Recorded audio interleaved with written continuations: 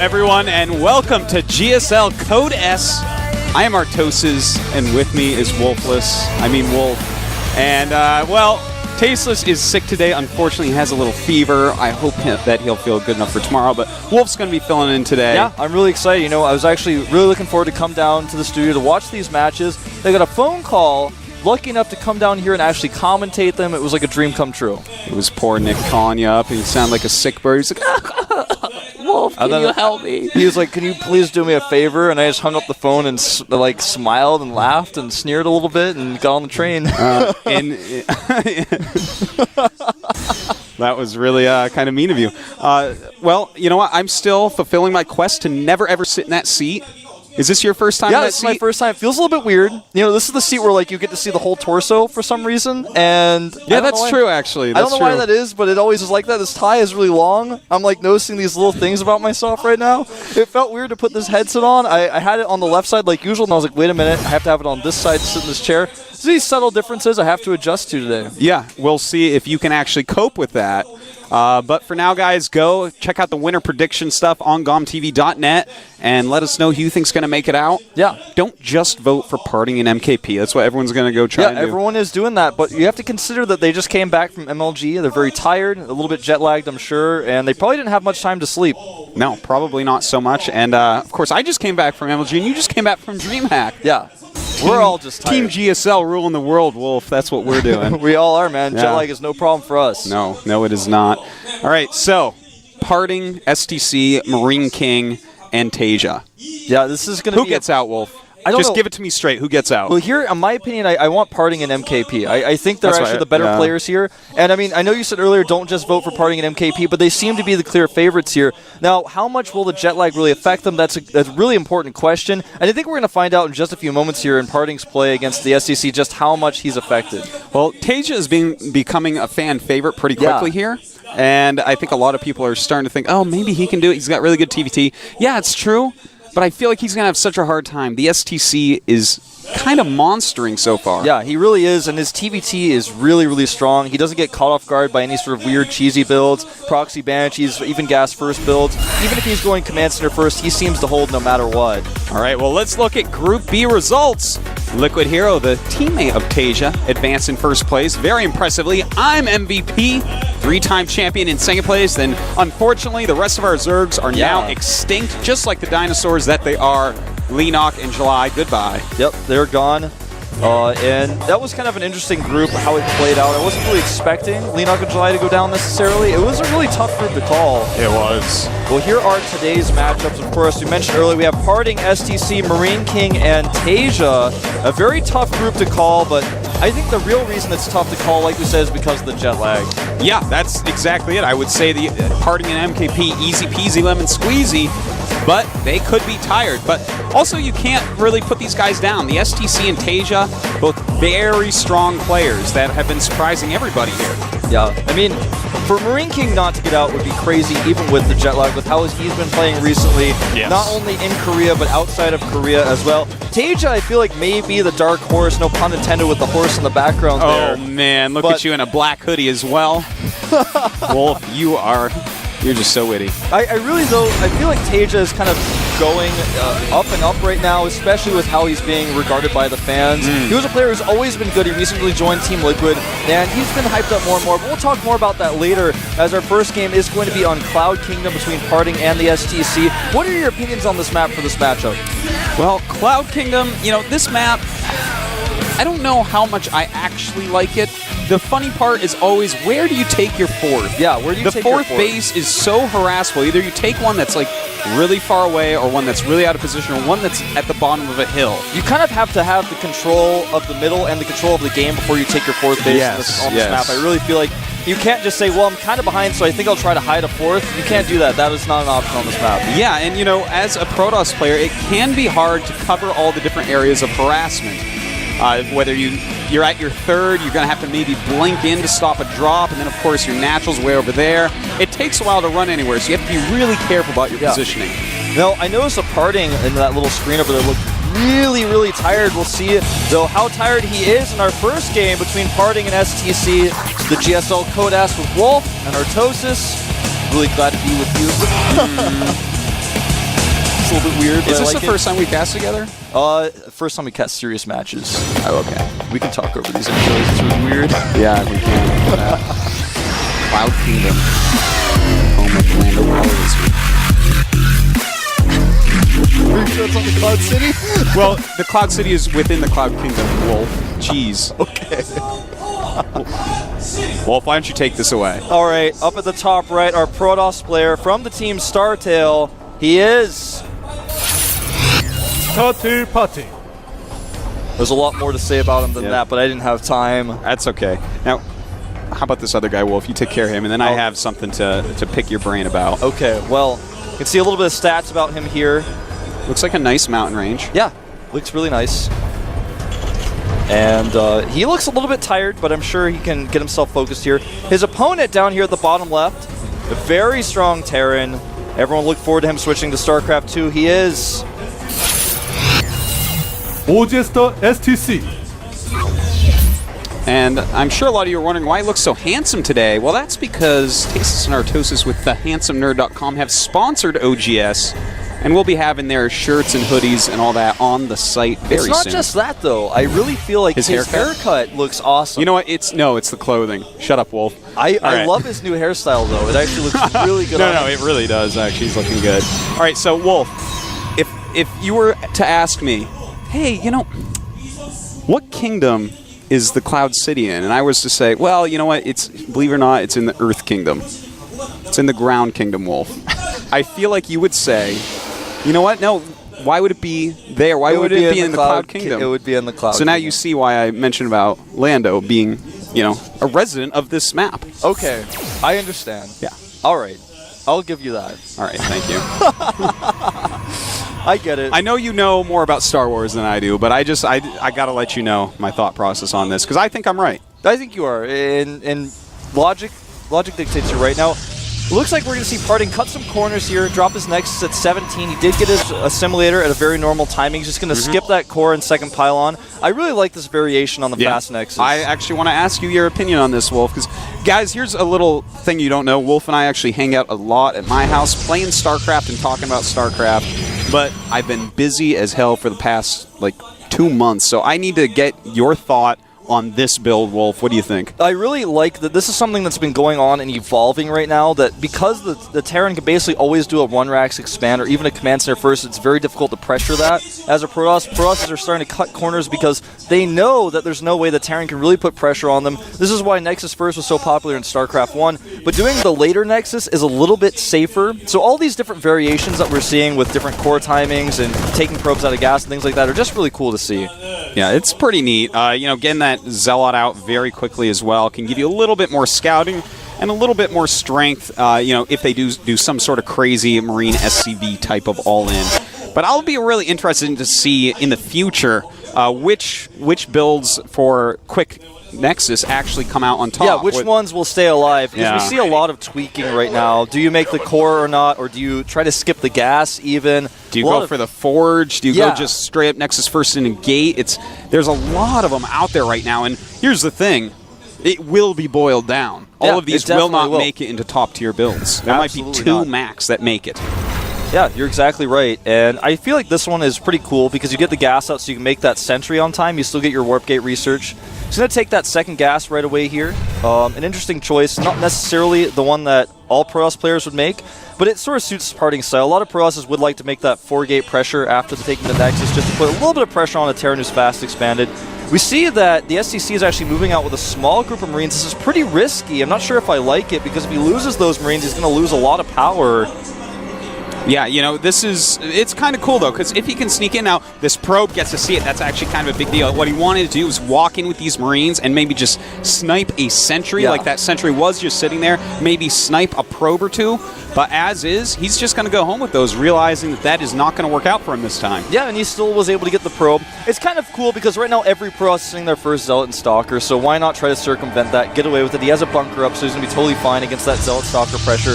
Catching probes on Parting, being the Parting that he is going for a very fast third Nexus. Now the question is, will he do his trademark power up a bunch of gateways and pressure his opponent, or is he going to go now into the tech? I would say most likely he is going to go for that attack because, there's a lot of reasons why it's good, and one of my favorite is it's hard to defend everywhere with just gateway units. But if you put them all together and do a very focused attack, then you know where the Terran units are. They're sitting there defending. So as long as you micro-well, you don't lose your sentries, you don't lose your stalkers, you can pick units off and buy yourself time to macro up more and get a bit more tech, get your economy a little bit more online, and it's kind of a way to control the whole tempo of the game. It looks like he's trying to balance the two here. Now he's taking that robotics facility back at home, just going up. Okay, now he's adding a few more gates. So it looks like he's just going to delay a few of those gateways to get that robotics up. Probably will just make an observer with that so we can get vision. And this attack from the STC should be something that he can defend quite easily if he can get his units into position. He has seen it already, so he should be fine here. Yeah, I think he will be fine. One of his stalkers is still at the other watchtower, but with this many sentries, you know, and some decent micro, he can definitely start to pick this off. I don't see that Nexus going down at all, even losing all its shields. In fact, the STC very smartly backs off. Yeah, he doesn't even want to trade any hit points on those Marines. He's going to go ahead and go home right away. I really like that choice. If he had brought some SCVs, I think he could have done a lot more with that, but as he did not, he just had to go home. No way to attack that Nexus. He can either damage the shields on, but he's going to lose hit points on his Marines no matter what.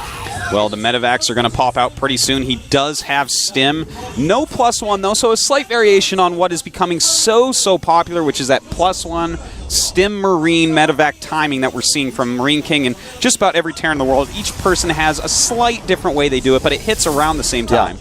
And this is something that Parting has had so much experience defending against, especially against the Marine King, the one who seems to be doing it the best right now. So we're going to see the STC push out here and attack that third base location. Normally, with this many gateways from Parting, I think he'll be able to hold this. It's all going to come down to his force shields. If he makes his force shields, too soon, and the Zealots get trapped behind them and they can't really do their damage, this could go poorly for him, but I think he should be able to hold this. STC has to do some sort of damage here, though, or he is going to be behind. Absolutely. Now, if he can pull up to the top and get medevacs in the main, all the units of Parting are down here. So that's going to be something Parting has to be very careful of. Nice stim by STC. He has to be very careful not to get force fielded away. Yeah, there's a lot of hesitation from Parting here, but it looks like he is going to now commit. There's not enough Zealots here, I don't feel. Very nice job by the STC right there, picking off a big group of units and picking them up. Still doing a lot of damage with this drop, with these medevacs rather. And look at this. Oh, I love this factory right here. Look at that factory landing right there. And that is going to do a great job to hold those units back and allow him to get out of here. But that factory going to go down because of it. Yep, absolutely. Will he try to target the Nexus down here? Looks like he's considering it, but there's just too many units for Parting. He needs a backup at this point. This is a little bit too greedy. Those force fields just a tad off. And the STC's attack should be over as of now. Yeah, it definitely is. But the STC tried to do everything he could with that attack. He was absolutely pulling out all the stops. He just could not get the Nexus.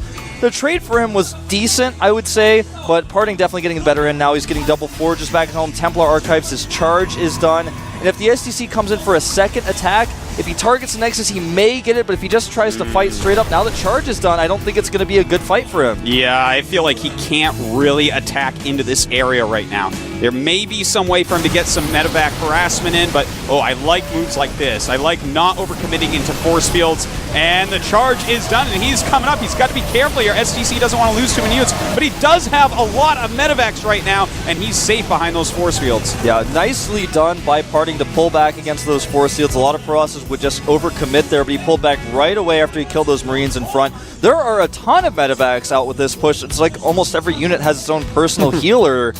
And it looks like he wants to go around and perhaps attack at the natural, but with this Stalker here, he sees everything that's going on. He's going to be able to get in position to defend it, no problem. Well, Archons are going to be coming into play. More macro racks is coming up, as well as a third command center. And the only problem here for the STC is that command center is pretty late. Parting's been mining for a long time, so even though he's doing pretty good trades with his Marines and Marauders, Parting's macro is pulling ahead. He is good 16 supply up, and I love those two High Templars waiting to try to feed back any medevacs they can get. Yeah, and I feel like the tech is just further ahead for Parting as well. Even though his upgrades are fairly even with the STC, he's got Chrono Boost, and to be even in upgrades in Protoss versus Terran is great for the Protoss because you're going to pull ahead so quickly. And not only that, the Storm is on the way, and we all know how good Parting's Storms are. Oh god, he is just way too good with Storms. He's starting to spread out around the map as well, really getting a lot of scouting done, whether it be pylons or probes or observers or what. He has full vision of around his base, so it's going to be hard to actually get ahead in any way. And just now, the Ghost Academy has been started, so he is going to be behind against Psystorm. That Psystorm is going to rule the map for a little bit, and Parting's going to be able to choose, hey, do I go offensive or do I take a 4th base? Yeah, he can very easily take a 4th base, add a robotic support bay, kind of switch things up a little bit. He is adding a ton of gateways right now, which I believe is his way of saying, I really want to deny that 3rd base of the STC. I want to put some pressure on there. I know his 3rd base is late. I've actually got a ton of economy now that I've built up. I'm getting this really strong tech. I'm going to have this advantage over my opponent. Let's see if I can deny his 3rd from mining. Well, the Psystorm is done, and he has just a couple High Templars with this army, but that is enough.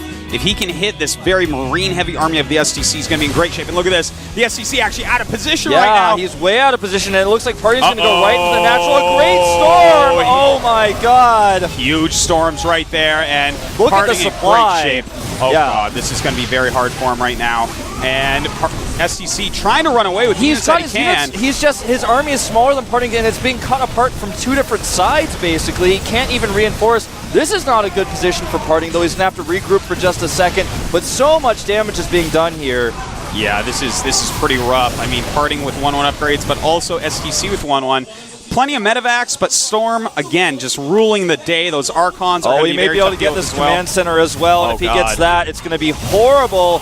Look at this. Parting just does not hesitate to storm. He drops the storms to kind of force the army back. He's going to be able to retreat. No problem now. He's forced so much lost mining time. He traded really efficiently with the units he killed. And he's just going to walk home, make another Nexus. He's got that 4th Nexus going up. His 2-2 upgrades are finishing. He's looking great here. He seriously is. Look at this supply. 180 against 126. That is a gigantic lead. His 2-2 about to finish. For poor the STC, he only has +2 attack on the way. Ghosts are popping out now, but against 4 bases and a 5th on the way now. Oh my God.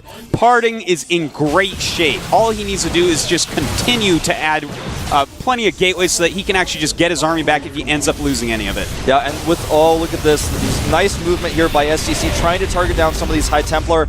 All of these medevacs are something that the STC has, but he has no Vikings, so if Parting makes a switch into Colossi here, it's going to be a little bit difficult for him to deal with. And we're going to just have a massive slaughter here. I think Parting with a much better composition. A good position, though, for the STC. Yeah, that force field was like a Terran force field, keeping those Zealots back. A little bit of a mess up there, but he's going to be able to harass this very well as long as he has some Psystorms left. Yeah, he does. There we go. Oh, God. Look at how damaged everything is there, Wolf. This is a hard situation for the STC as long as Parting keeps bringing his expensive units back for more Zealots to come help out. I really, really like how Parting controlled that engagement. He turned a terrible engagement, a terrible position into a great one, just using the storms to force his opponent to move in a different way. And, you know, the STC was able to trade okay with that. He's actually going to try to be on the offensive here a little bit, as his opponent did lose a lot of expensive units. But Parting, I feel like he just has too much economy, too much production. In a few seconds, he's already going to be back up to where he was. Yeah, that's right. And in fact, he's adding a Dark Templar Shrine as well as another Robo and Robotic Support Bay. So he's going to start switching tech. Nice EMPs, though, right there, all over the army. And it looks like he is about to be flanked here, Wolf. This is actually kind of bad news. He's going to lose a big part of his army. Yeah, he definitely is. He's taken out a lot of SCVs with him, though. And the STC winning some key engagements here. The supply difference is actually changing quite rapidly. Looks like he's not quite going to be able to get that command center, but if he loses all these units here, the STC is going to have a really aggressive timing. Well, it looks like he's going to go ahead and push these all back. Some of them should be able to make it out, but a lot of important units have died here. Look at how much production he has, though. He has 28 Zealots already back out, Artosis, and look at that gateway production. He's got so many available to him, and even though the STC is winning these fights in a way, he just has so much money to rebuild his army. The STC cannot afford to do that. That is so true. Also, the medevac's getting very low on health, so they're going to start dying during these battles. He's got to be really careful about that because he has to start Viking production very, very soon here. We have 2 Colossus on the way, and he is going to attack down, but that is a ton of charge lots. Great EMPs, though. Yeah, he hits every single High Templar there, and the Zealots, though, I think there may be just too many of them. He's even going to cut off reinforcements from the other side. And the micro from the STC is great, but there are just way too many units. GG. Wow, really well done there. I have to say, man, Parting looking a lot better than he did at MLG this weekend. Yeah, definitely so, and does not look jet lagged even in the slightest. Oh, no, not at all. This is going to be hard for the STC. Parting just played a brilliant beautiful PVT there, but we see Parting is, in fact, a little bit tired still. Yeah. Blinking his eyes a lot there. Yeah, you can see in his facial expressions he's definitely wanting to get this second game over with as soon as possible.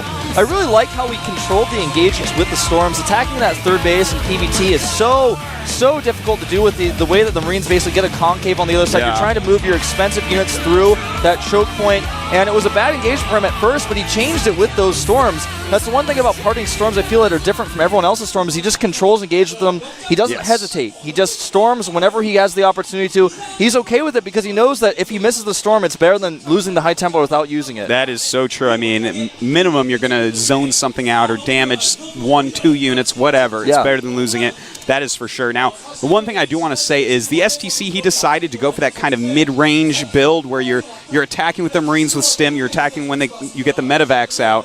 And if you're doing that against someone who's taking a very quick third Nexus, you have to do some damage. You have to do something. And I feel like, at that part, all the units were down near the Nexus. Maybe he could have come up around the other way. Exactly. And that's then exactly what I was thinking. Yeah, instead of up the ramp. Up the ramp, it's so much easier to dodge the force fields. He can even split his units a little bit, attack some from the left side, some from the bottom going up there. It forces Parting to use a lot more force fields. And even if he doesn't engage really well, he can force more force fields, and at least that is a better trade than the one that he had. Good micro by him, though, picking up in the medevacs. I feel like Parting's production just got out of control after that attack. That's exactly it. He controlled the whole game from then. Even the STC even got some really good engagements where he was cost effective, but when Parting has that much, you're in trouble. So we need to see either a quicker third command center or more damage done if the STC wants to play that style. Definitely. So the next map is going to be Antigua Shipyard. And this map is going to play out to be a very different TVP than the last one. You can do that type of push that we saw against Protoss. Attacking the third base there is a little bit riskier because the Protoss can defend a lot better, I feel, on this map. We'll talk about a little bit more when we get into the game, but right now, we're going to go through a little intro screen. I don't know how to transition out of that sentence. Yeah, I saw you. I'm like, whoa, what's he going to say about right now? Odes.